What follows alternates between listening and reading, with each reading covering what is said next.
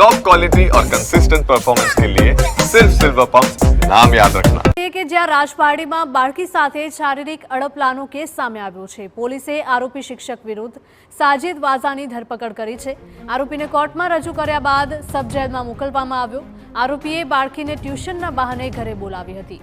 બાળકીને દાખલા શીખવાડવા માટે બોલાવીને અડપલા કર્યા હતા।